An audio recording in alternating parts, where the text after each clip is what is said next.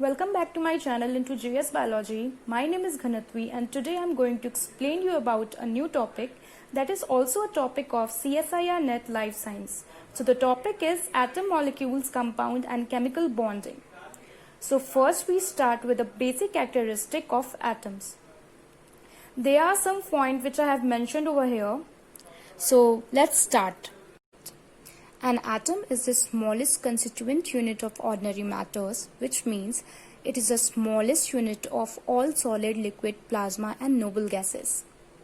An atom consists of three basic particles, protons, electrons and neutrons. Their size is about 100 picometer in length, and as I have said before, all solid, liquid and plasma is composed of ionized or neutralized. Now we are going to talk about molecules. So molecules are basically a group of two or more atoms. So first I would like to say that all metals, non-metals and compound are made up of atoms and are known as molecules. So now here are some examples. CO2, carbon dioxide. There are two elements are involved here. The first one is carbon and the second one is oxygen. So when there are two elements are involved to make a molecule, then it is called as compound. O2 is a non-metal and it is made from single element, that is oxygen. Now ammonia is also a compound, as you can see here that there are two elements are involved. The first element is nitrogen and the second one is hydrogen. So it is also known as compound. Now O3 is an ozone and it is also a non-metal and it is made up from same element.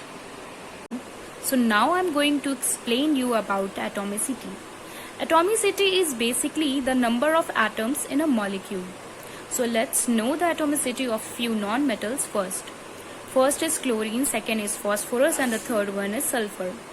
There are two atoms of chlorine are here, so it is known as diatomic. There are four phosphorus atoms, so it is called as tetraatomic, and the sulfur has more than 4 atoms, so it is called as polyatomic. Now we will talk about metals.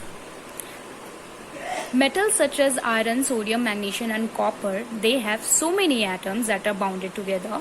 So due to that their atomicity will be 1 and are also called as monoatomic. Carbon and all noble gases have also 1 atom. Now chemical bonding. It is a lasting attraction between atoms, ions or molecules. It is basically consists of 3 types: ionic bonding, covalent bonding and metallic bonding. Now we first talk about ionic bonding, and the example is sodium chloride, where sodium is a metal and chlorine is a non-metal. Sodium donates their electron to chlorine to make the valency equal. So this type of bonding is known as ionic bonding. Now example of covalent bonding is H2O, that is water.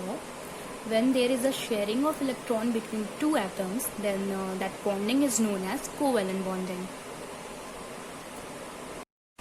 Metallic bonding.